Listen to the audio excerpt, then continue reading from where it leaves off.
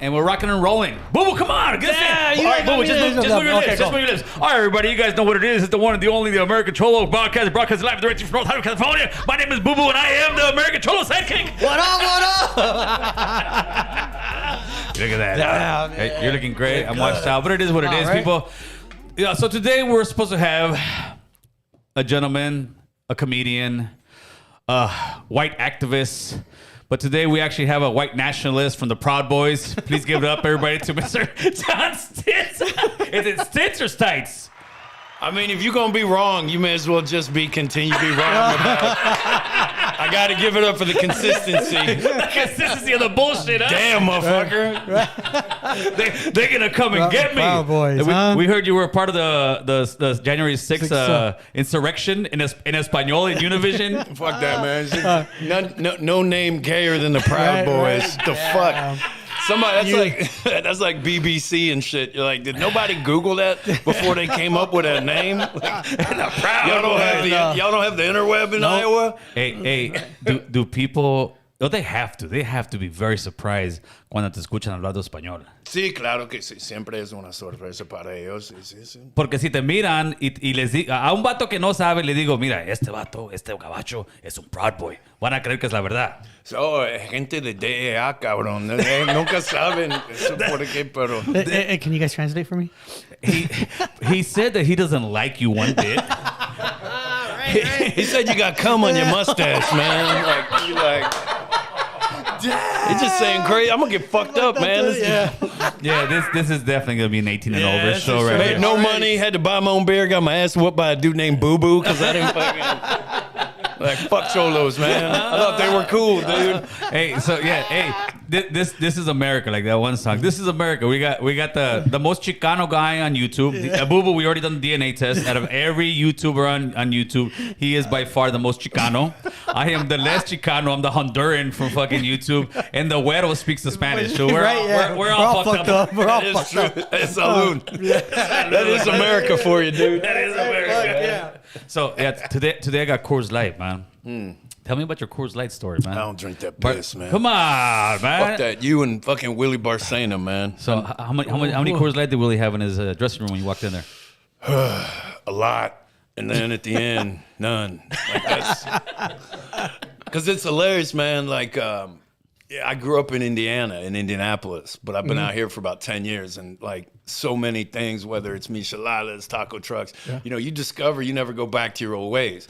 So I don't. You could hold a gun to my head. I ain't drinking no fucking Coors Light. I like Modelo Pacifico. And so it's the same thing with Willie, man. I was like, you got any Modelo? He's like, I got Coors Light. I was like, on purpose? Like, you actually bought that? Were they out of Pacifico? And he's like, fuck you, weirdo. I was like, all right, man. John drinks Bud Lights, fool. He's just playing the part. John drinks Bud Light. He was very hurt when they did the commercial. Man, that shit. I can't drink Bud Light. It gives me a headache. That shit's nasty.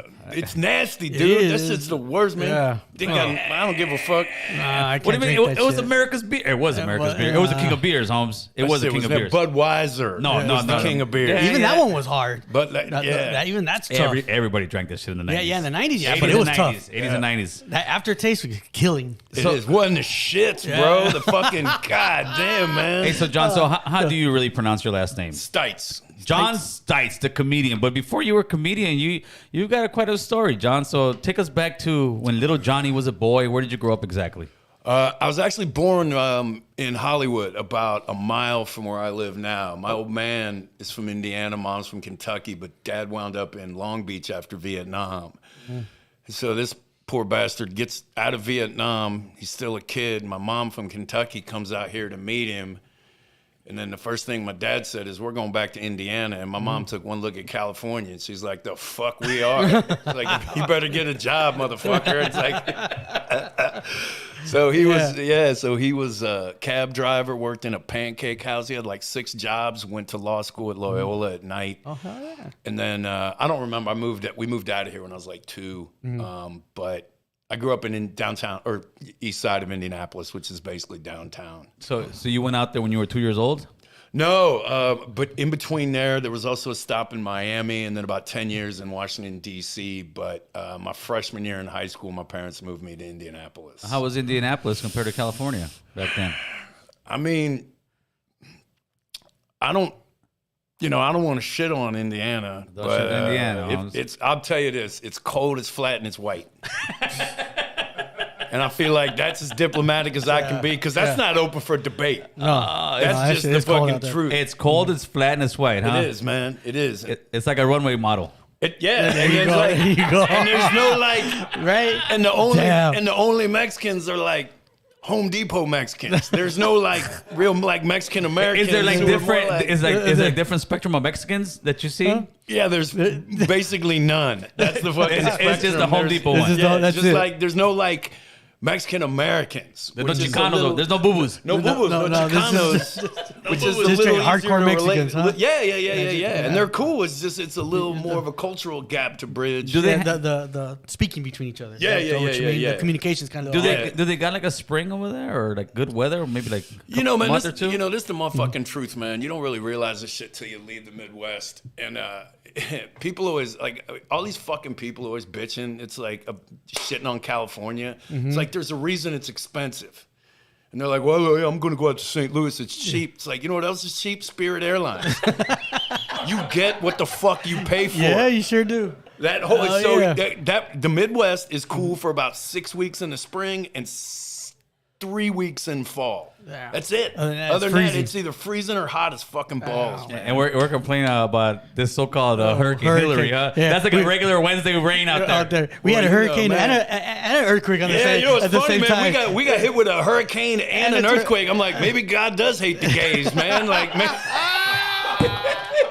Oh shit! Maybe I've been on the wrong side of this motherfucker. And only in California do you have a fucking hurricane that identifies as a tropical storm. You're like, get the fuck out of here, man. Shit. Did you end up graduating out of Indianapolis over there? So you graduated. Were you out there like back then? Would you be considered a redneck back then? Would you make No, the big no, trucks? no. Is there- Well, give us- yeah. give He's us like, a- oh, I was considered a Mexican give out us- there. Give us a spectrum of the güeros, the gabachos out there. What do you guys? Well, it's kind of, so I was what you kind of call a hood billy, which is like so you have inner city, which has traditionally been sort of poor white trash, but not country, and then hip hop hits, and then black culture start. You know that hey dog, Yeah. where it's like black-ish hillbilly Country-ish. redneck mixed, but not country. Like Yeah. still city, like, you know, if you tell me to milk a cow, I'd be like, you milk this dick. I don't even know. I don't know how to do that shit. I'm from DC, motherfucker. I don't. So I'm like a hybrid, man, of like DC and Indiana. That's why this accent, people always ask me, like, where the fuck are you from? I'm like, man, that's a long fucking story, man. So you graduate high school. At this time, do you have any clue what you're gonna do with your life? No, absolutely not. I was extremely wild. I was in trouble with the law pretty early. And It isn't Indianapolis? Yeah. What do you do out there to get in trouble? Like out here, we shoot people. What do you guys do out there? we shoot people. They're just, but on accident. That's the difference between Mexicans and white people. That poor white guy did it. On Yeah, you guys are like, no, we meant to. I'm like, I just had too many beers. I shot Dale in the ass. You're like, no, I shot that fool because of his hat, Holmes. And be like, I don't want no beef with that shit. Just, you know, it wasn't anything too bad. It was just, you know, drugs and drinking and driving and Partying. fighting a lot Okay. and firearms. And Testosterone going. yeah. Not I didn't like, you know, I wasn't stealing cars or nothing like that. I was just constantly getting in trouble. And I knew I wanted to do something with Spanish, and I can't do math at all, like not at all. So you're kind of limited on what you can do. So that's when I knew I wanted to go into teaching. And what was I mean, I guess lack of a better word, fascination with you wanting to do something with Spanish? Where did that come from? You know, man, it was really random. I never knew I had a linguistic talent. And then Indiana University's been doing this program since the 60s called the IU Honors Program. And they give everyone in Indiana this test. And they pick the top 10 Spanish speakers in the whole state of Indiana. It was just kind of like having the biggest dick in China. Nobody ever had a guy cabrón. don't really mean much, but But it's a title, baby. but I got selected as one, and I got a scholarship to go study, and I lived with a Mexican family in San Luis Potosi, Mexico. And, you know, I say, you know, I was a very good soccer player. And when I was 16, I only cared about 3 things, which was beer, soccer, and pussy. And it turns out if you want to be a Mexican, there ain't but 3 things on the checklist. So I got down there and they were like, this guy's fucking cool, man. And then once I started dating a hooker and no, I'm for real, man. On my mother's grave. You started dating a hooker. Yeah, that's my act. In Mexico. When I do, in San Luis Potosi, man. Yeah. How does a young good boy from Indianapolis Well, go first of all, I was date a not a hooker? good boy. I was a fucking scumbag, man. And I was like, I was not a victim. We were doing blow. I was choking her and shit. I was wild, man. I was wild. And did you finally say, "Will you go out with me?" Or No, but I Hey, how old did. were you at this time? 16. Yeah, okay. That's what But I you know, thought. people don't realize, man, like Mexico's wild. Nobody gives a fuck. No, I don't know what it's like as No one much does. now, but in They're the same. 1991, Oh, actually back nobody then. cared, man. I was 16. I was driving, drinking and driving all the time. I was Because the legal age out there is 18 to drink. there isn't one. Yeah, I was and you gonna can say, go so to at 16 it's nightclubs. even I was worse. going to nightclubs and doing blow and just like I was you grown were in living the Mexico. life. I'm like, I ain't You're a going back grown-ass to man I in ain't going back Mexico. to Indiana. Fuck them Applebee's bitches, man. I'm a Mexican. Chon chon, motherfucker. I'm the only white boy swimming the other way in the Rio Grande. Chon chon. Chon chon. No mames, párate, puto. Chon chon. hey, the border was like, "Is that motherfucker swimming the opposite way?" Absolutely, man. Goddamn. She'd be like, where's your papers? I'm like, motherfucker, I'm 15. Chon chon. So, ¿cómo se llamaba? ¿Cuál ella? Yeah, ¿cómo se llamaba? Bernarda. Bernarda. Yeah, like Casa de, you know the book Casa de Bernarda Alba? Yeah. Yeah, Bernarda. And if that's how you know she was old. She was like 54, dude. Yeah, I was 16. Yeah. Damn. So check this out. Yeah. So Tell us about so it. I speak Spanish fluently. Yes. I was only in Mexico for 5 weeks. 35 years ago. And it's because the 10 kids who went, it's an academic program. And I'm not saying this to be a dick, but the other kids, they were nerds because it's an academic program. Yes. So they weren't drinking, they weren't doing Nothing. anything. They went everywhere together. So they only spoke English because they were always together. And I like to say that while they were trying to learn, while they were busy studying how to live like a Mexican, I was actually living with the Mexicans. And I'm fucking them and fighting them. And Everything. You're all up in the mix. yeah, and I had a killer family. I had 3 brothers who were fucking incredible. And I had a horrible, fucked up family, man. So this was the first normal, loving family I'd ever seen. Yeah, So obviously. it was just, you know what's funny? That's so funny. Obviously. Yeah, she said, look at this I white didn't boy. understand how they fuck you guys up too until I started telling that story. It's Yeah. like Felipe, any Mexican comic I've ever told that story about how great my Mexican family was, they're like, they're not mostly like that. They beat them kids. They just waited till you left for school.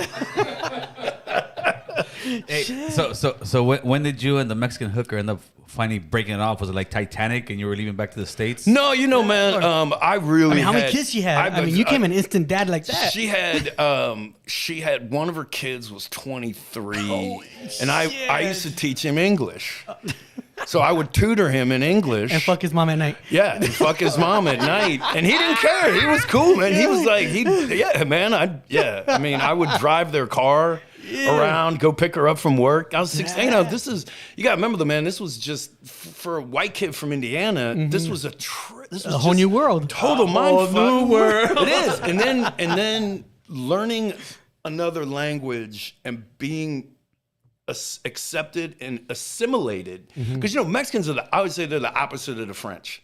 Like you cannot learn French well enough for those people to stop being cunts about it. Oh, yeah. Versus Yeah. Mexicans, if you fucking say "Donde está la biblioteca," like, dude, you're family. Yeah. Like they're slaughtering goats. They're bringing out daughters you can pick from. They're just like, hey, fucking, it's the truth. Yeah. He's Rosalinda. But like, I'm kidding. But you guys are like, like so loving and accepting of people who take time to know anything about your culture, man.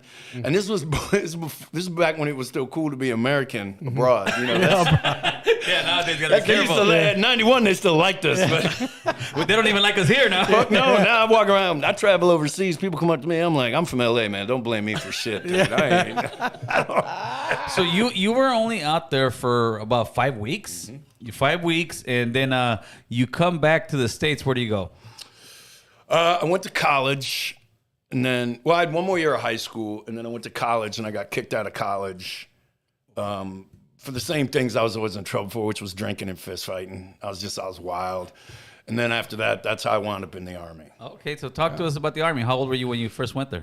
18. Okay, you go to the Army. You were like, I got to do something. So what year is this? Well, this was 1993, and this is my 18th birthday, and basically my dad, We're in Desert Storm at that point, right? Yeah, that's why I joined. Oh, okay. Because I was like, fuck, I'll be going to war. So they wanted me to actually be, because I had linguistic talent, they wanted me to be a linguist. They wanted to send me to Monterrey to the language school, and I tried like a dumb fuck. I chose the infantry. Oh, shit. And the recruiter was like, no, dude, no, you're gonna go to college, and I'm like, I want to jump out of planes. And so of course, I wanna go for America. I want to be in the shit. they sent me to, and then they sent me to Texas with, here's your broom. I'm like, where are the fucking snipers? They're like, shut the fuck up. I'm like, oh, this must be to sweep up all the brains from the people I'm gonna kill with my sniper rifle. It's like, no, you're sweeping that parking lot because there's no wars, motherfucker. You're like, fuck. How long were you in the Army for? Just long enough to know I didn't like the fucking Army, man. I don't. 2.5 years, man. I don't like being. I have major problems with authority. Being told, well, you're in the wrong place if you go to the Army. For sure, man. Right? Like of all the tests I took, not one picked that came shit back. up. Yeah, not right. one was like, dude, it turns out you're supposed to be anywhere but here. Yeah. Right. The hell Go join no. the Peace Corps. You should go back to Mexico and fuck whores. Seems like you were killing that. That's a skill. You should have messed with the janitors, man. go Fuck, at that point. Yeah, exactly. Shit. See if you could join the Mexican army, dude. If you got some fucking sneakers, they'll let you in. So you're out of the Army. Mm-hmm. What are you doing with yourself? I mean, what was your career? Because now we fast forward, you're doing comedy, but I'm trying to get to all that space, and then you became a comic. Yeah. Well, the short version is I didn't have any money, so for a year I worked on a concrete and asphalt truck with a crew of Mexicans. Mm-hmm.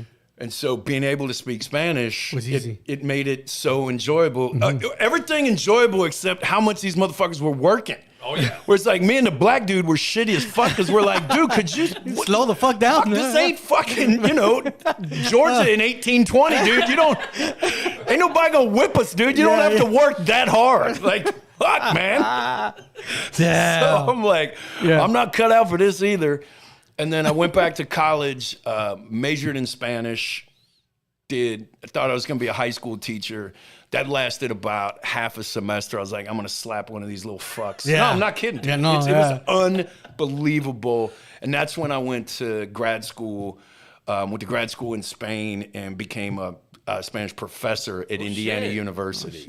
Yeah. Dope. So we're sitting here in front of a professor. I was, That's dope. So 5 years of that. You went from going to slap was it high school you were teaching at first? Yeah. You were going, said, I'm going to slap a high school kid. I'm out of here. Yeah. And then you became a professor. Yeah.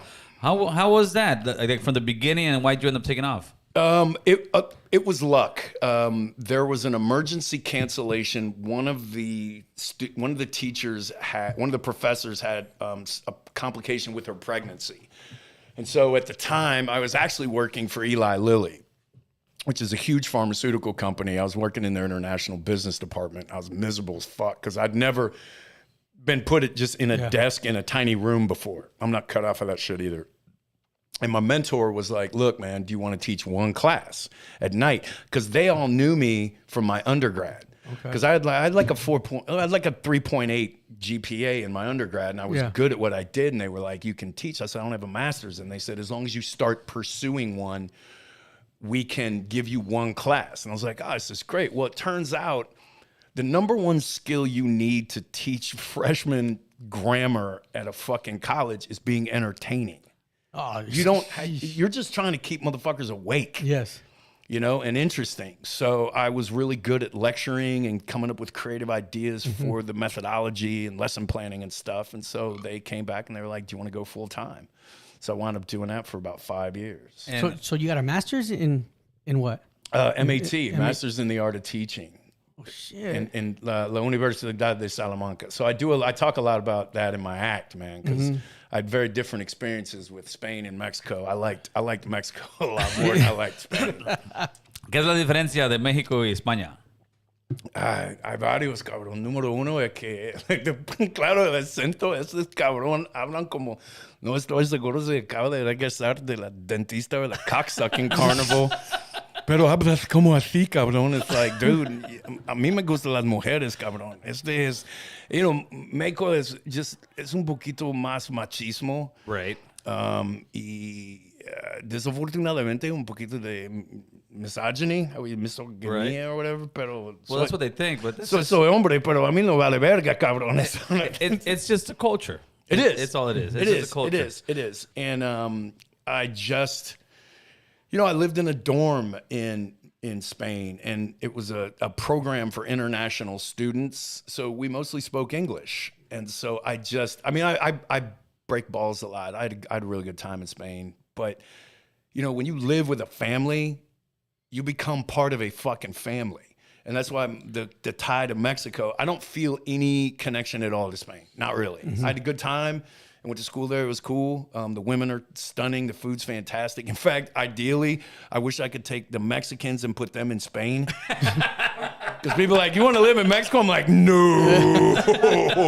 No. You been to Mexico? It's like fucking, you take West Virginia and Mad Max. Mix it all up. Con loncheras, cabrón. That's fucking Mexico. Fuck that shit, man. But so is it safe to say that 5-week trip when you were a young man in Mexico kind of changed your whole life? It completely changed my life, man.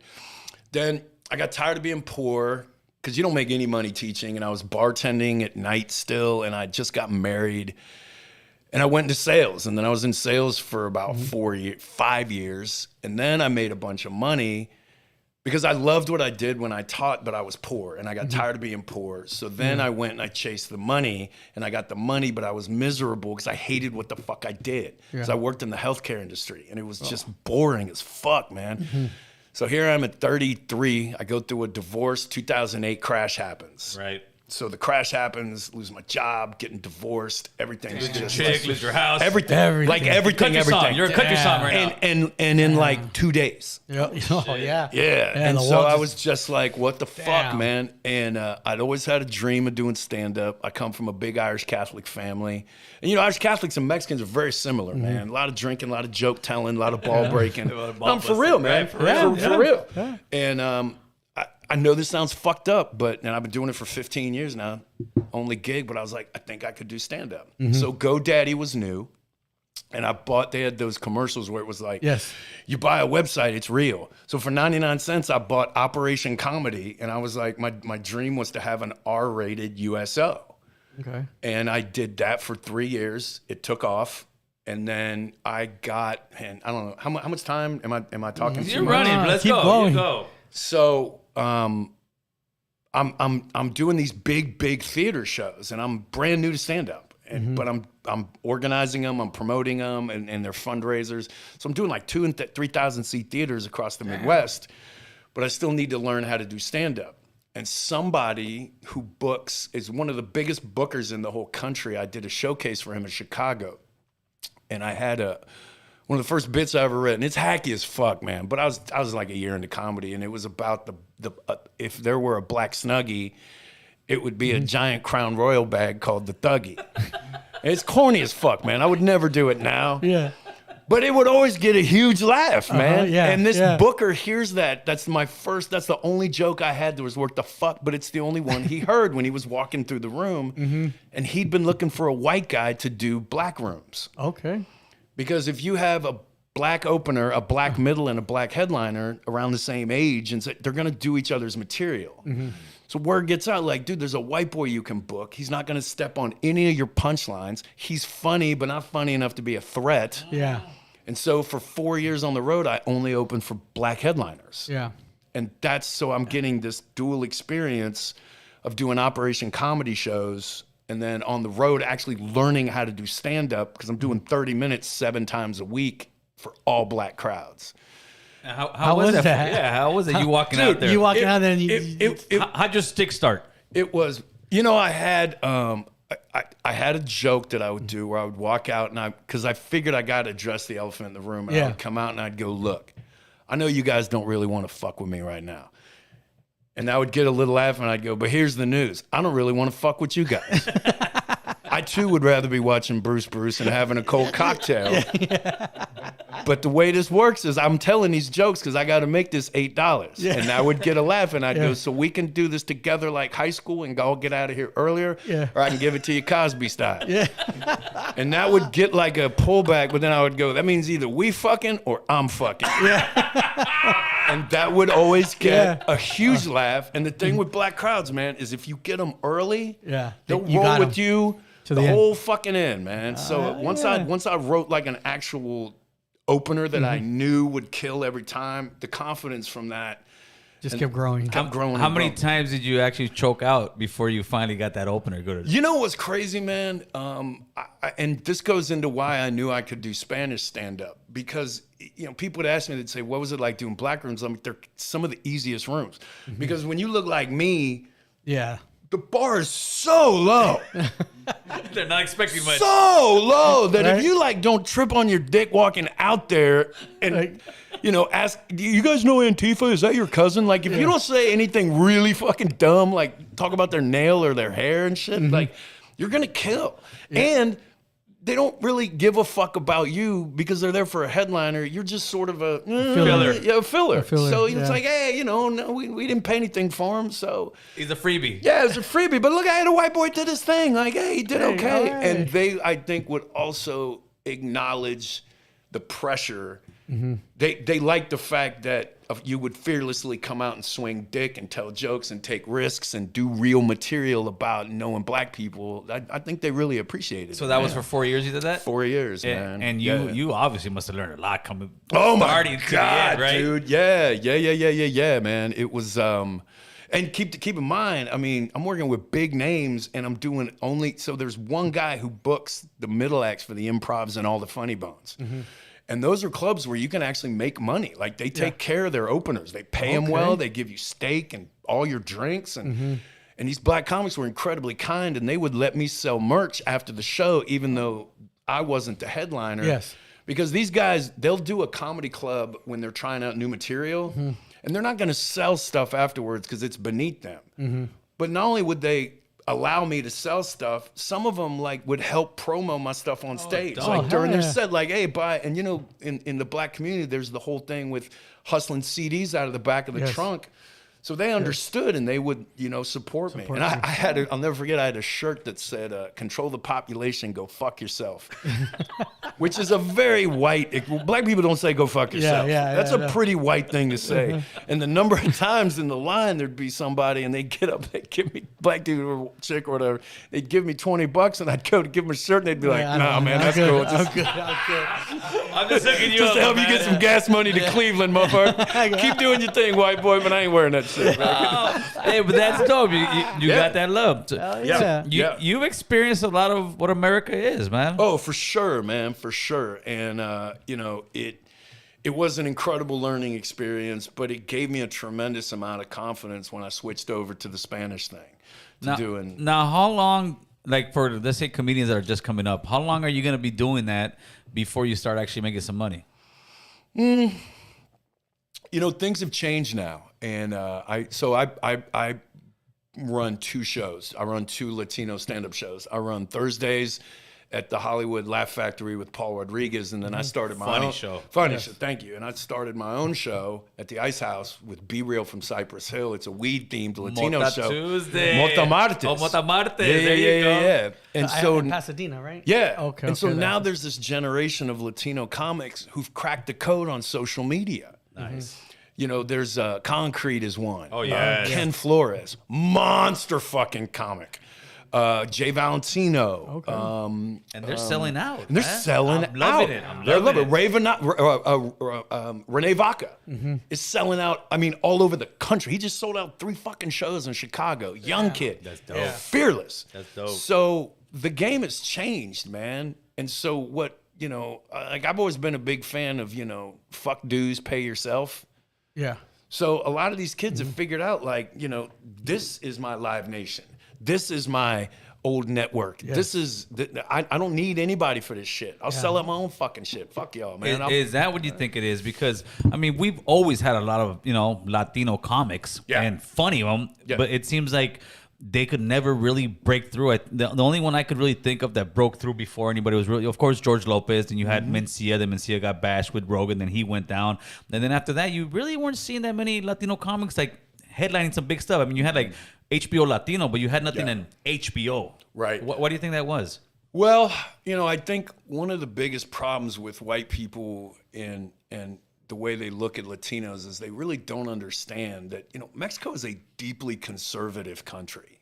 And I always say that, Mexicans, not all of you guys, of course, but in general, Mexicans are just brown rednecks. Like, I knew a lot of Mexicans in the fucking army, and they like guns. They have pickup trucks. They love the fuck out of America. They drink beer. They'll punch you in the fucking mouth. No, I'm just, I'm being real, man. Like, they're every bit as redneck. You ever been to Mexico? Like, it's kind of trashy. Like, it's fun. Yeah. But it's, that's where the Cowboys came from. I mean, the look, I'm vaqueros. from Indiana. Yeah, exactly, man. That's So where when the people vaqueros- like these rednecks who literally, if the color of their skin were different, would basically fit right in Mexico. It's like, you guys, I'm like, there's a ranchero culture. And so I think that's part of it. I think is them not understanding that they can go watch a Latino show and laugh their fucking balls off. I mean, the comment. Yes. Jesus Trejo, Jerry Garcia. Oh, yeah. There's a female named Luz Pasos, Peruvian chick, one of the funniest motherfuckers I've ever seen. Jesus Sepulveda. The other guys I mentioned, if you're white and you go see these comics, you're gonna laugh your fucking ass off. And then you've got, of course, Willie Barcena and Felipe and these guys. Yes. So I think now what's starting to happen is people are starting to understand, like, the differences between our cultures are really not that much. They're really not that much. Yeah, I think people just had the stigma of it's just some tacky stuff, but the numbers are starting to show. These guys are selling out shows everywhere they go. Well, and I hope that, if you're a fucking cracker or a black dude or whatever, like Ken Flores, this kid, have you seen him? I haven't seen Ken Flores. He's one of the funniest comics I've ever seen in my fucking life. Really? Dude. I brought him in. I had a show with Paul Rodriguez.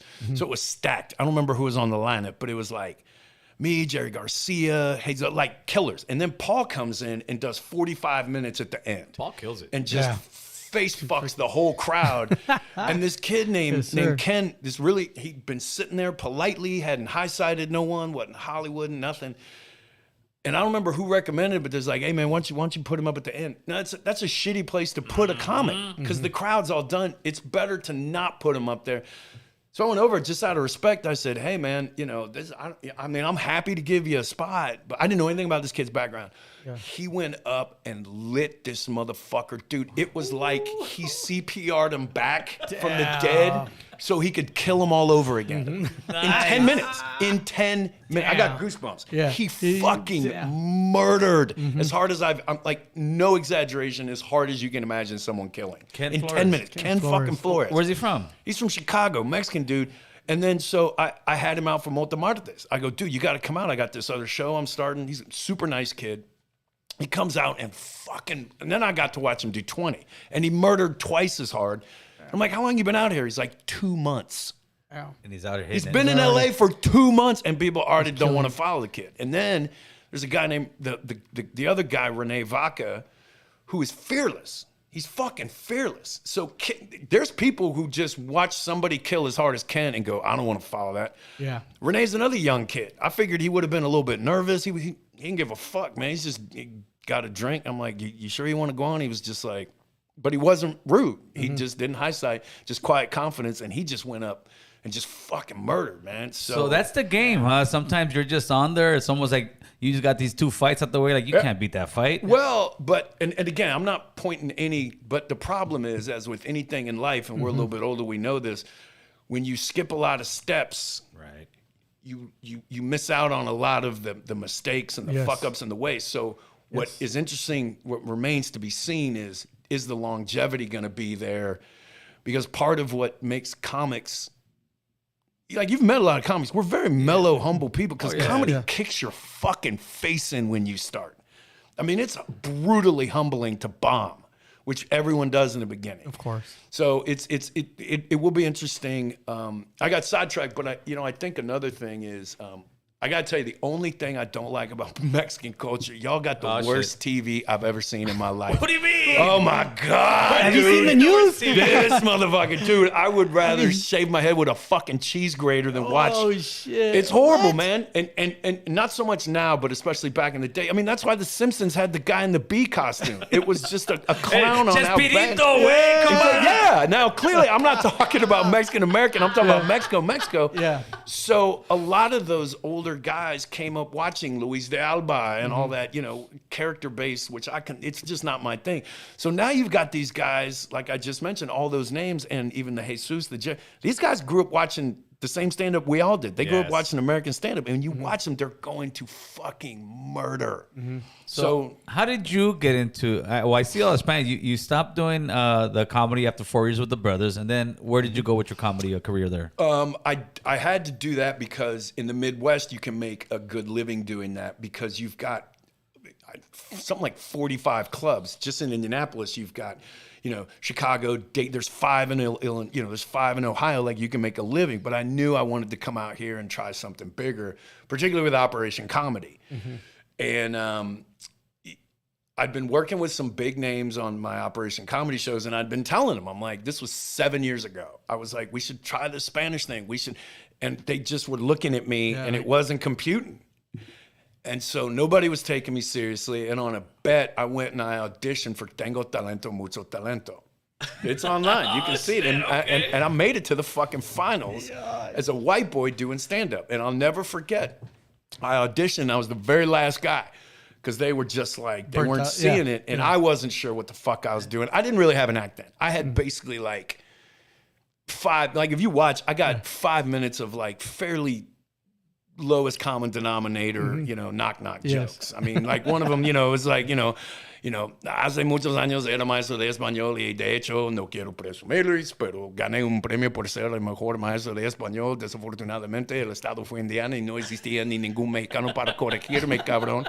Ganar un premio por ser el mejor maestro de español es como tener la verga más grande en Chile, no vale verga. And it was just that ain't really good, but it's But it's because you're hearing it from a güero and he can speak the Spanish. But I'll never forget, man. I was the very last dude, the last motherfucker, and the guy working the camera was leaning out and laughing, and I looked over, and all the other people, and that show's for like Mexicans. Like real they were all fucking laughing. And I was like, maybe I'm onto something here. And then word got back to the producers, like, this will be an interesting. It's because you're like a unicorn, but you're also get it. You get the people, you get the culture. Yeah. And that's a hard thing for somebody to actually get when you speak in the Spanish. It is, man. And then, I've been doing this for 7 years now almost. And one of the most humbling things is the way Latin comics seem to fuck with me. Right. I mean, I can't, because, you really, you just want to tell your jokes and drink some beer and make people laugh, but also you don't want to make it seem like I'm trying to be something I'm not. Right. I'm not trying to, like, I don't know. Yeah. But the thing is, Mexicans don't give a fuck about shit like that. They don't care. They're just like, are you funny or not? Yeah, and make us laugh. And filthy. Dude, my act, oh my God. Dude, I talk about everything. Like, if you see, like, you come to one of my shows, I got a solid, like, 35, 40 minutes, and every day I'm telling a joke where I'm like, dude, you could never do this with a white crowd, man. Because they don't give a fuck. Like, no, and when I went to the one at was it the Laugh Factory in Hollywood? Yeah. I didn't know you were also good. I thought you just put it together and you were like the guy putting it all. I thought, he's the white guy putting it all together, getting all the talent. Then I said, wait a minute, he's going up on stage. And then the kicker was, I said, this fucking guy did the whole stand up on fucking in Spanish, and it was funny. It was hilarious, but. The best part of it is that whole show is so good. So good. It's so good, dude. Yeah. If are you guys still running that show? Yeah. On Thursdays, right? Yeah. If you guys haven't gone to that show, you need to go watch that show. And Paul Rodriguez hasn't missed a step. No, God, that's the beauty part. So fucking and watching him, you know, I'll have like I'll put like I'll have Jay Valentino on the lineup. Nice. And he'll bring out kind of a younger crowd, and maybe they don't know so much about a Paul Rodriguez. Yes. And I'll watch he's fuck because people forget like.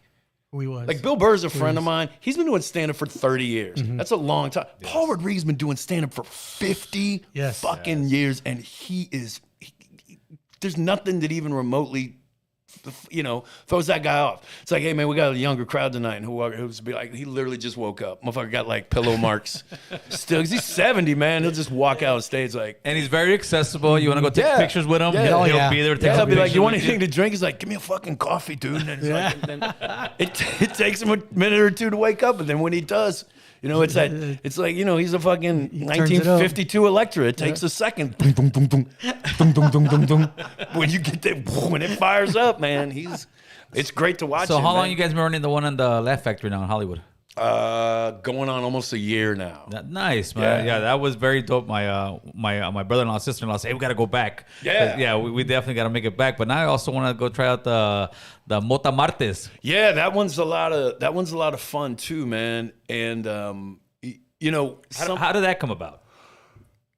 So when I was a kid in Indiana, you know, I like a lot of us, I was very, very, like, hip-hop just blew me the fuck away, man. Like, when I was a young kid, it was punk rock.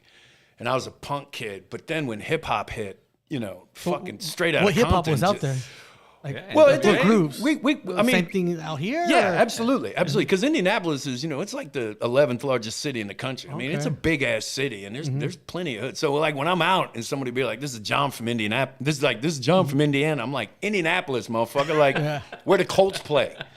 Like that's where I grew up. Like we got hood. Like do you hear the way I talk? Do I sound like I just got off a fucking farm? The fuck, man. But all the same shit. But of all of them, the one that stuck out to me was Cypress Hill because we didn't have any Mexicans. Yeah. None. Like there were brothers everywhere when I went to school and everything. I grew up with a lot of black dudes. But Cypress Hill was just, they sounded different. They were weird. They were always talking about weed, but their shit bumped and they were hard. They were just different, man. So I'd always had this idea like, man, if I could ever get a chance to work with Be Real and his cannabis company on a stand-up show, that's been my dream forever, man. And then I finally got in a situation where I met him and got some information. And you know, man, it's stressful because you don't ever, you know how it is, man. You meet famous people, don't ask them for shit, ever, period. But I knew this was something different. I just had a feeling it was something he was gonna dig.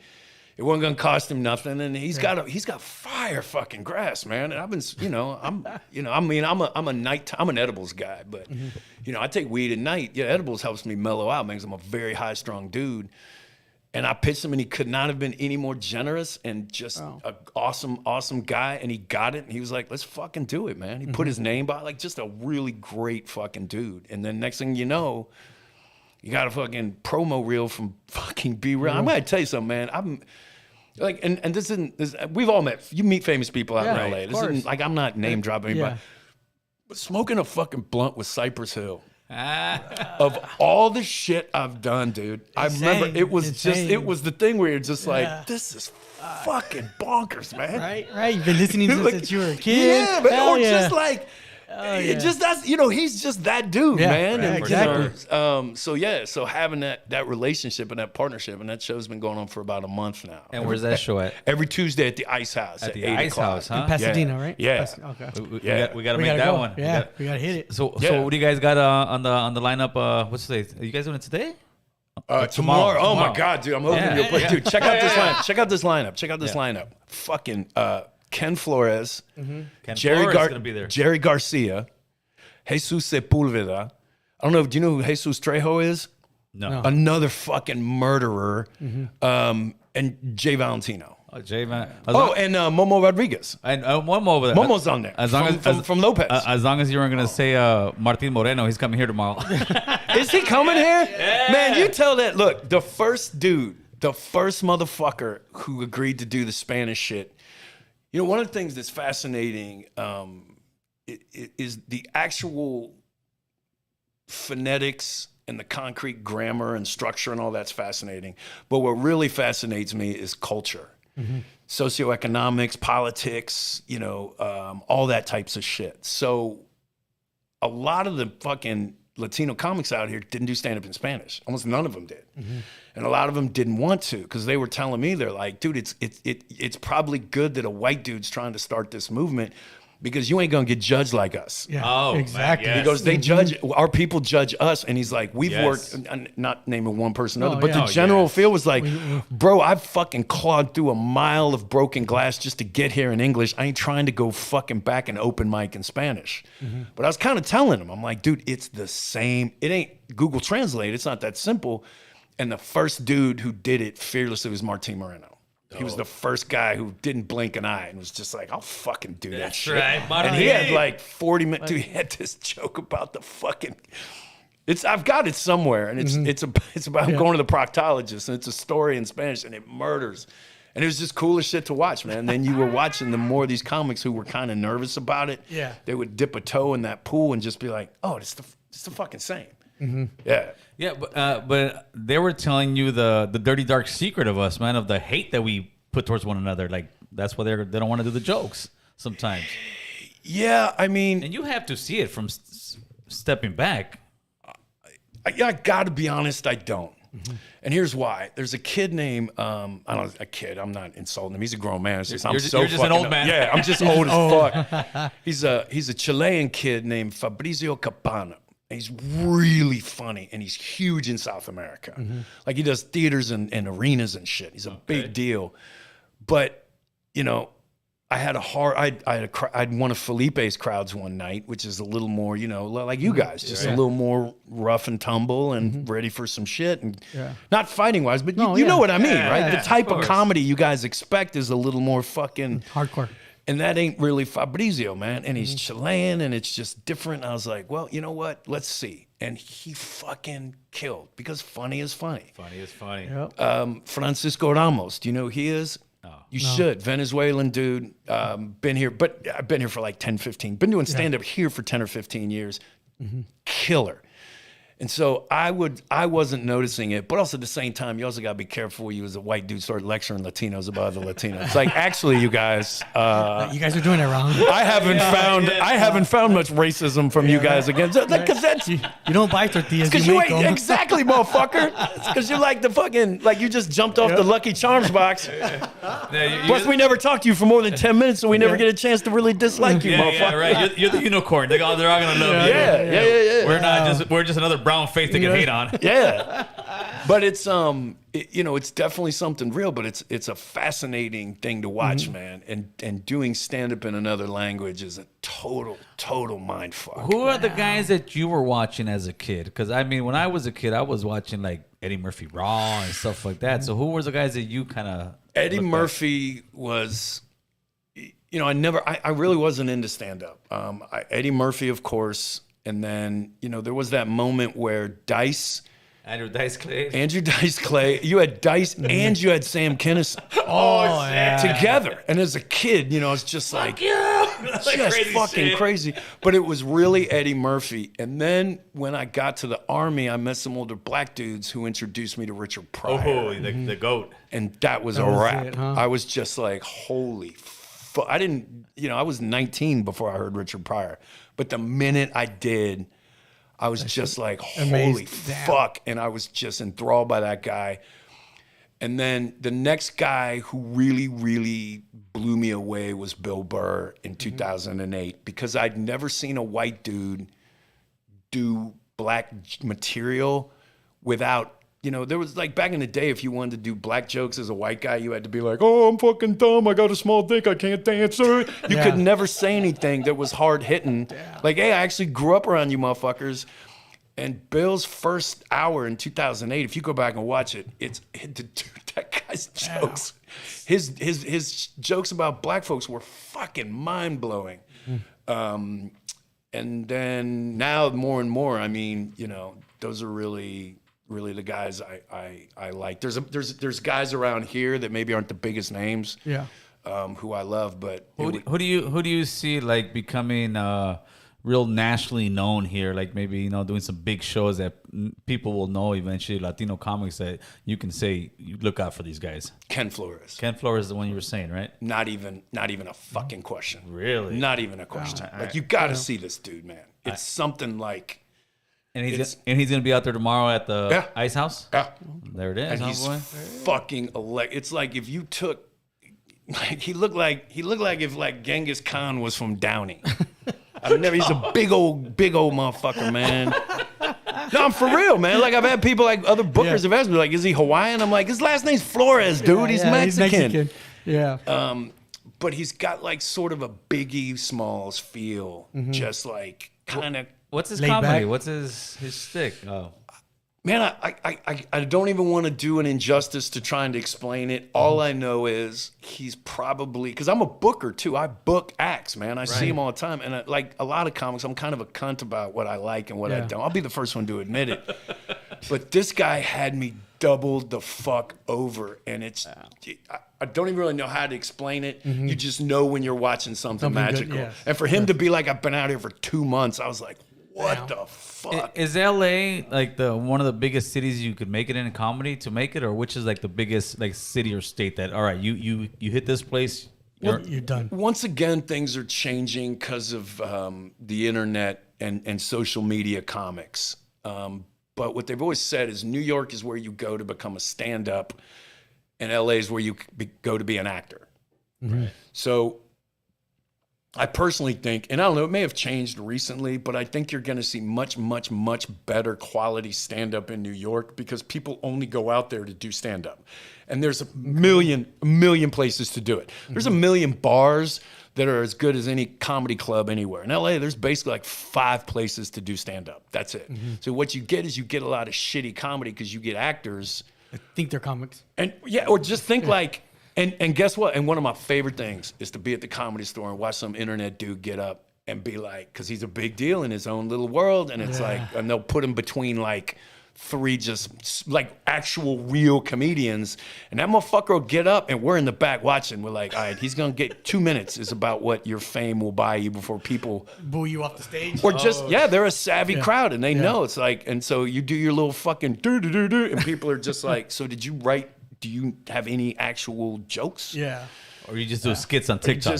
So, and it's the same with actors, man. They think like, oh, this is a role. Like, I can be a doctor, I can be a construction worker, I'll be a comedian. It's like, nah, motherfucker. That's why there's there's a few, but comedy is really one of the only art forms where you can't be young and really successful because you ain't grown. Yeah. And part of what being a comic is explaining life to people. And if you ain't been through divorce, if you ain't never had hemorrhoids, if you ain't never fucking had somebody take half your shit. Right. You never been through a divorce? No, don't tell me about relationships. Yeah, right. You're 26. Get the fuck out of here, man. Shit. Let's pay some bills real quick. What do we got? We got go down a little bit. There you go. Josh R. Much love from Indiana. Mishawaka, is that what it's called? Oh, that ain't Indiana, man. That's a region rat. Great place though. I love it. Beautiful freedom, guns, us. Much love, John. This was great. OG Steve, $25 super chat. Salute, Gil and Boo Boo from East Side Arch in the Bronx. Alfonso Gomez, boss for 3 months. Hey, let's put that number up there, Chris, and see if they're gonna call in here. Let me see what we got. So you got tomorrow, you got Thursday. So you're saying pretty busy doing this, huh? How much work is it getting all the acts together? Do you look for them, or are they actually trying to contact you? No, I mean, they'll contact me, but if you look at the shows, I only use like pros that I know because there's a bunch of them, dude. That's the other thing. There's a lot of really solid Latino comics in LA, like legit headlining guys who would just want to try out some new shit. Yeah. And so, I'd almost rather watch a great comic do. Do we need to wrap up? No, not at all. We're trying to connect. Oh, no. Cool. Just let me know, man. I'm not talking too much. I'd almost rather watch a great comic try new stuff out. Like I can watch your polished shit on Netflix. I want to watch what happens when somebody just comes in and just or just fucks it up. or comes in like Willie Barcena, man. When Willie gets up with a notebook, I get excited because I'm literally watching a comic genius, an old school legend, start from like pull shit out that's never been touched.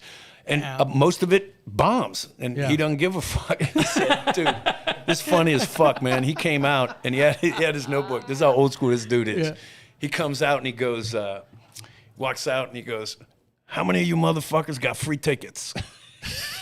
And a bunch of hands go up. And once he realized that nobody paid, he got his notebook. It's like, I'm not giving you my real good material. You can pay money. And he goes, so he's so old school. And he's working his shit out. And they're like, he's like this. They're like, yeah, he's got his notebook. And he's literally like, yep, here you go. I got a dog. Nah, fuck it. Yeah, nah, yeah, fuck you guys. I'm gonna try this anyway. And then he's like 20 minutes in and he was telling his story and he goes, I was doing this show, man. I had to do a John opened for me in a theater in Bakersfield. This is a great show. People paid. I was like, damn, dude.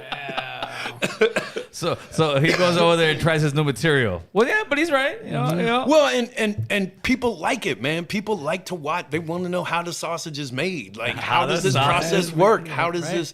And when they realize of all the shit you write, 5% of it kills out of the gate. If that. I mean, is it like rough when somebody gets booed off the stage? Like, just to see somebody like... It depends. So if it's your buddy who's a pro and he bombs doing new shit, it's the greatest thing in the world. Because we know how to handle it and it ain't no big thing. But even for me, watching a new comic bomb is tough. Because if you don't know how to take that shit... It's take it home traumatic. with you. Yeah, man. I'm like, that motherfucker's gonna go home and hang himself, man. It's like learning the comment section for the first time. Yeah. It's like learning the comment section. And you also probably go back to your day when you were first fresh, like, oh, you feel the pain for that young guy. Yeah. The older guy, you're like, he's gonna go back, have some drinks, and say, that shit. It's hilarious. It's the greatest thing in the world, man. And then off the list, that one ain't coming back out. So, dude, like guys who are seasoned vets in this thing, let's say you go out there, let's say it's 4 of us, we're out there having drinks at the bar after we're done, and one of them bombed and he knew that was all his fucking shit he's trying out. You guys just sit there and fucking crack up about all the fucking stupid jokes or what? It kind of depends, only because, you got to be careful because, you're trying new shit next week. Like at some point, you're trying new shit out. So the way LA works, is a lot of people don't notice, man, is you try your new shit out here for crowds who don't pay. Yes. This is where you work your shit out, and then you go out on the road with polished stuff where people are paying for it.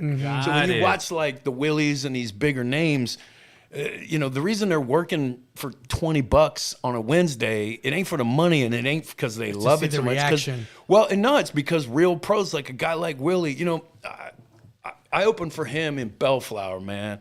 And this was such an incredible, I wish every young comic could have seen this. I was out in the back, I was smoking a joint, and he was selling merch. It was a big old line, right? And I was just talking to, because I had a pretty good set, and I was talking to a bunch of the people, and every single person I talked to had a story about when they first saw Willie or whatever, 1994. 1995, 97, and they're still coming back year after year after fucking year because you're getting a new hour every single time. Think about that. And it's like, so, a lot of these young dudes who are like shooting to the moon, it's like, hey man, it's a fucking marathon. So Willie might not be the biggest name in the world, but he put 3 kids through college, he got a house. That motherfucker, he makes money. All from a broken girlfriend. Man, that's true. That's why you need. That's every now and again you need. It's like, man, I need some new material. I need a break. So it's pretty much like a focus group for them going to some of these smaller clubs and trying out their new material, right? Yeah. And then also getting them to try. It also gives you an ability to work out material in front of other types of crowds. So I'll have white comics who want to ask, they're like, dude, gotta try a Latino show. Yeah. Pros, because they're like, I want to know this. I don't get the opportunity to know, I want to tap into this market and see if it works. Or not so much tap in, but just like, does my shit hit with this group? Like, I feel like if it's a universal joke, it'll hit. Yeah. And they're like, and some of them are like, well, you do okay. And I'm like, yeah, but I've been doing these for years, man. And I speak Spanish, man. I'm like, it ain't. You're They don't tapped in. they don't automatically love white people, dude. That's like, You're tapped in. So I'm sorry. One of my superintendents called. Oh, you should have put him on. We're gonna have him on the comedy show real quick. So have you ever seen anybody like almost or even get into a physical fight at a comedy show because somebody's going over their time? Because I heard that's a thing. Sometimes they'll take some of your time. Like I say, you're waiting for me and I'm trying to go over the time. you know, it kind of depends. I mean, if you've got a pro who agrees to do your show, you don't really light them. You know what I mean? So if like, you know, if like a Paul or a Willie or somebody calls me up and they're like, hey, I want to do a spot. You know, you're not going to like that guy. You're not going to be like 12 minutes. You're off. Yeah. You know, he's doing you a favor. You're doing the crowd a favor. But generally speaking, yeah, you really want to stick to your time. I mean, I'm not going to throw. Well, I heard Carlos Mencia. That's why a lot of the comics used to not like him because they said he would come in there on a show and it wasn't even his night. And of course, the people are like, oh, hey, I want to get on. And Carlos would be like, all right, I'm going to get on. And then after that, he's killing the crowd and pretty much taking everybody's time. But, yeah. But they said other comics used to do that before too. Yeah, I mean, I don't know. I should probably stay on the positive side. You know, I mean, he also just fucking stay on the negative side. He stole people's shit, man. And like that's the only real rule there is. You Which is don't just steal don't people. steal people's shit. Do you think he stole people's stuff though? Because He admitted it. I don't think he did. He did. He said it on stage with Rogan. Go pull it up when he's on stage there. Dude, it was well known. He would sit in the back of the Comedy Store with a notebook. Yeah. And not only would he steal from big name headliners, like he would do a Cosby bit. But he was funny. That everyone knew about. I did see the Cosby bit. Everyone knew, like that's almost sociopathic. That would be like if I got up here and was like, yo, I wrote this song, you know, here we go. It's like, la la la la la bamba. And you would be like, why the fuck would you say? So do you think if he would have admitted it, he would have been all right? Because what's her name got pretty much the same thing. What's white girl? Amy Schumer. Schumer did the same exact thing, except she came out and said, yeah, I did it. And I apologize. I didn't see so many people pressing up on her as much as they did with Carlos. Because Carlos was an ex Chappelle. He definitely was an ex Chappelle. He had the show after Chappelle. It's possible. He was blowing up, and then out of nowhere, you had Joe come out and just fucking bash the hell out of him. And there's other comics that have been stealing jokes, and I've never seen anybody else go out there and press up on them. Do you think it had a little bit to do? There's never been a case in history. The thing with Amy was, I think, and again, I don't have like any inside, but for her, I believe it was her show. And the ideas and the concepts were similar, but like with Mencia, it was just like everyone knew. And also keep in mind, like the Latino comics turned on. Everybody. Everybody was like, damn. Then it turns out he ain't even really, like his name's Ned. Yeah, Ned something. It's hey, like, he's part of Honduras. I'm from Honduras too. Yeah, but you don't walk around like, hey, I'm Bruce from Honduras. So like, I'm the fucking American Cholo, dude. Like, yeah, man. Like, hey, but isn't it hard after a while? It's almost like music. Any song you listen to nowadays, it's almost regurgitated somewhere else. Well, that's why, and you know, when I was starting one of the things, and by the way, I'm not like great, or I'm not trying to say nothing like that, but that's why you write about your life, because you know your story is your story.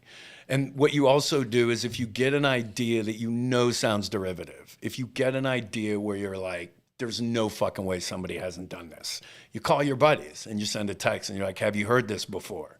Because you kind of know in your head when you get an idea. Like I have this bit I do. It's fucking corny, man, but it's so dumb. But it's about a Mexican guidance counselor. And he tells me, he's like, John, I want to help you achieve all of your goals. Now that's dumb as fuck. So isn't that corny? Yeah, but it's funny. It's funny. So ask him. The first dude I text was Martin Moreno. I go, dude, there's no way somebody hasn't done this. And he never communicates like this. He said, L-A-M-A-O. And I was like, really? And he's like, yeah, it's funny, dude. I was like, no shit. Sometimes it's so easy that it works, right? Yeah. But I knew that I jumped on the horn. And was like, surely you've heard this. And to my stunned surprise, no one had ever thought of that. And I was just like, holy shit, man. But yeah, you want to be sure, particularly if you think it's something derivative. I think there was a beef about somebody who had an idea of, it was like two Mexicans got in a car, like two Mexicans got into a car crash and immediately started fixing their own cars or something like that. and two well-known, I really don't remember who it was, Yeah. but two well-known Latino comics both did that joke, and you could go, I can totally see where, Right. you know, that's a derivative thinking thing. Like I could see how two people could come up with that. But with like him doing the Cosby bit, like that Yeah, was the a Cosby bit very was- specific, and he's doing it like at the store. I think though the Cosby bit though, what he did was he put his own spin on it, but he was fucking hilarious. I don't care who Oh, yeah. stuff. Yeah. To me, I see it. This is the way I see that as far as comedies. It's almost like an actor playing the same role as somebody else who's already played that role. How many people have played Cleopatra? They played 20 Right. times Cleopatra. Right. But when he came to do his comedy, it was fucking hilarious. What I have heard from many, many, many particular Latino comics is that the guy would fucking murder. I never saw him live, but a lot of people, it would be like, and this and that and this, but the dude would fucking kill it. Almost like he didn't need to do do that. He did it. He was like, you got a professional singer coming in, he would sing the song that their song, and he would kill the song. Like, damn, but this fucking guy's fucking hilarious. Yeah. But yeah, I also heard he was kind of an asshole when, he especially hasn't got back to me like in about a year. Yeah, which is like, you know, hey man, it seemed like you could use it. Yeah, right. You know, like, damn, man. All right, so if you guys want to call 818-538-9330, 818-538-9330. We are trying to get this Proud Boy a new truck. His old truck broke down. Son of a bitch! I'm driving a Mini Cooper. I'm fully LA now. Hey, so how long you guys at the gig? You rent out like a section at the Ice House. You tell the people there, I want it for 6 months, a month. How do you guys work that out? Great thing about stand-up, man, every gig can be your fucking last. Ain't no, You better kill it, brother. ain't no contracts, man, especially when you talk about I'm bringing in a bunch of Mexicans, they're like, Now, this is what I will say. When I first started pitching Operation Comedy, I was like, look, I'm bringing a bunch of veterans into this place. And they're like, well, we're not sure. I said, tell you what. This is what it doesn't matter, but it's one of the bigger clubs in LA. The first show I did there was with Rogan. And I said, I'll tell you what. I said, just tell me what the alcohol sales were. Yeah, there you go. Have the show on a Saturday night. Monday morning, you get a call. Wait, when can you guys come back? And in fairness, I'm not pandering. I said the same thing with Mexicans. And kind of like black folks, you guys eat at shows. Yeah. Like you eat. There's going to be dinner. It's a thing. It's a show. It's a Yeah. show. It's a show. Like white people don't really eat at comedy shows. I'm just telling you, it's not really a thing. But with black people and Latinos, it is. Oh yeah, we like to make an event out of it. Yes, yeah, give me yes. some appetizers, and drink give me a good beer, shit, or a and then shot. it's a whole thing. So it was the same thing. They started seeing them food and fucking bills go alcohol, up. and we're like, "Hey, este es chingón, yes." Proxima vez, yes. So if people want to, maybe want to be considered for your show, do they send you like a reel? They send you, or you just? No, and I don't do that to be a dick. It's just if I haven't seen you or if I don't know you, You're not gonna get on. yeah, man, because it's a pro show. That's what we're gonna do, Boo Boo. From now on, if I haven't seen you, if I don't know you, don't ask to come on the podcast. Also, you can't tell from a reel. You just can't. Plus, You can't feel it. No, and watching you like Concrete. That's the one I was thinking of. I didn't know who Concrete he figured was. it out. Well, and I didn't know who he was. But when Willie Barcena pulled him up, Willie Barcena don't vouch for nobody. He don't give a fuck. Yeah. And he was like, "You got to see this dude." And I was like, "Really?" And that's all I needed to hear. I had him on my next fucking show, and he murdered. Concrete has sold out all the shows in the Valley. He had it here at about guy. 4 of them. He's been doing it like the Southern California tour. And the beauty is how many people are going there and selling out the shows for him. Man. Well, and the real beauty, have you guys met him? Oh yeah, Yes, we've oh, had him on yeah. the show before. Yeah. Wonderful human being. Cool guy, yeah. dude. Cool Him, guy. Renee. Normally, these kids, you would think, well, I don't know, he's probably not a kid, but but fuck, when you're old, You're man. old. But when people start getting success, now I love there's the what is it, the 30-year overnight success story. So I asked Concrete, I said, how long you been doing this? He couldn't have been any nicer and more humble. And then I finally asked him, I said, how long you been doing this? And he told me how long he's been doing stand-up. I was like, damn, dude, you're fucking funny, because he killed. He had a great set. And he goes, but I've been doing the video thing for 17 years. And I'm like, there it is. Oh, This shit does not happen Overnight. But all these kids, the names of these guys, they're Yes. all really nice dudes, man. Renee, Ken, Concrete, they're fucking nice guys too, man. Yeah, and I think Concrete. I don't. Did he just really start doing the actual stand up not too long ago? Because he was just doing the skits, and the skits are hilarious. They were. But I think from what I've seen that he just kind of really has blossomed into it, and it's a beautiful thing because it seems like he's feeling it. He had because he's so humble and a nice dude. I'm not talking at school. The first Montemartes show I did, he was on it. I had Ken and Renee, and in a row. I had Ken, then Renee, then Concrete. So Ken gets up and just fucking levels the joint. Then Renee gets up, and that kid's smart enough to know, like, maybe I can't match him material for material, but my crowd work is otherworldly. So he starts bringing people up and fucking with them. And so Ken took it here. Renee just had the place like fucking like rocking. And I'm looking at Concrete, man, and he's nervous like a motherfucker, man. And I was like, and I don't know him, dude. I don't know how long has he been doing. All I know is Willie vouched for him. So I figured he was just like a long-term pro dude. And I go, hey man, you want to go up? And he was just like, he just goes, oh. And I go, what's up, man? He goes, oh, I was just here to try some new shit. And he had a notebook, and I was like, man, this probably ain't the show for a notebook, dude. Yep. And he went up and fucking killed. Oh, I mean, and it was so, I got goosebumps. I'm not making up. When you watch a nice dude Kill it. who doesn't have a bunch of ego, who isn't like, I'm the greatest fucking thing of all time. And he was supposed to do 10, he wound up doing 22. It's like, I ain't even liking him. I was so happy for him. Because he fucking murdered, dude. Like, he really fucking killed. And I got on stage, I told him, I grabbed him, I was like, dude, that was fucking awesome. What are you worried about, man? You good fucking dude. You're going to be... That's cool, man. Yeah. Hey, you see the guys go out there, and I'm sure since you're a comic, you see at first they're kind of hesitant, but then you kind of start seeing them again. Their stride, right? Is that what it is? Yeah. Particularly, yeah. But it's just been incredible to watch, man, and it's been a really deeply flattering thing to be a part of, man. Because people ask me all the time, they're like, why? I don't know, man. I just click with Mexicans. And this ain't, I mean, I think it comes through, I'm not pandering, but if you look at what Mexicans really like and what I do with my life, Mexicans really, more than any other culture I've ever met, embrace life.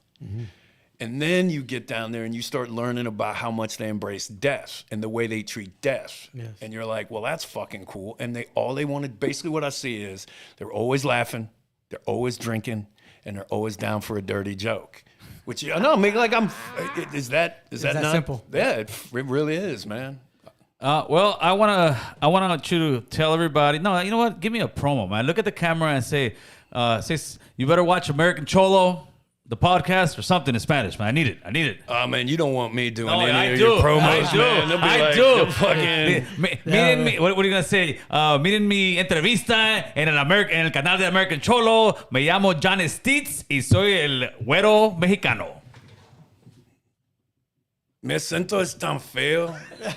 Es un pinche desmadre. Cuando hablas español. Cuando hablo español, sueno como... Wait, let me start over, man. Is this live? Yeah. Damn, man. I'll be like, all right. Hold on, let me think of something. It takes me a second. I'm like, I ain't really Mexican, in case you haven't noticed.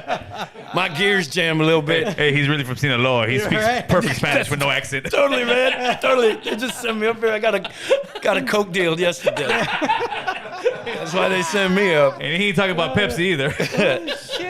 Aunque me siento un pinche desmadre y cuando hablo español sueno como Forrest Gump se cogió a micro de todas modas. Este es mi compa, me cae bien. Este es el show más chingón en todos Los Ángeles. Tal vez el pinche mundo, cabrón. El cholo americano. El cholo americano. Chingón. This was fucking fun. You guys are cool as shit, man. This is a lot of fun, dude. No, man, we gotta have you back in here, and we gotta get some of your talent over here. Yeah. Maybe old boy you're talking about that's gonna be the next big hit, man. We'd love to have out here. Yeah, any of those guys are great, man. Yeah. Dope. And with that, I need you to tell people where they can find you if they want tickets. Yeah. Let me know if you got some for me. I can shoot up to the crowd. I do. Always got some for you, dude. You were one of my earliest And I supporters, told you from the dude. jump, let's do it, You remember man. back in the Yeah, day, for man. sure, you were one of brother. the first motherfuckers that was For like, sure. anything you need, let me know, Yeah, man. I saw Latino. You're putting them on. I said, oh hell yeah, I got you, like, man. If there's one thing white people do, it's making money off the talent of brown people. Like that's. Yeah, I'll give you your $50 after the interview. There you go. My great grandpa worked for Motown. Shit. Yeah, so let people know where they can find you and when your venues are, what dates are. out there. On Instagram, I'm the Macho Gabacho. And every Tuesday at the Ice House, you look up Mota Martes on Instagram and TikTok. Every Tuesday at the Ice House is Mota Martes, 8 p.m. The gnarliest fucking lineups you can ever imagine, man. Go check us out. It's all killers, front to back. Be one of the best shows you've ever seen. And That's if no shit. it gives you some tickets, I'll let you guys know. We'll get you some tickets for tomorrow and for Thursday as well, man. Yeah, definitely. Right. With that, Oh, people, we're out. This is like comedy week on American Cholo. We had Chingo Bling earlier today. I We love got Chingo. we got Big John's today, and tomorrow we got Martin Moreno. So it's going down the Comedy Store here in North Hollywood, man. With you guys, Tap in. tap in. We're out of here. Thank you guys for watching, man. Make sure to subscribe. Amen. Good stuff.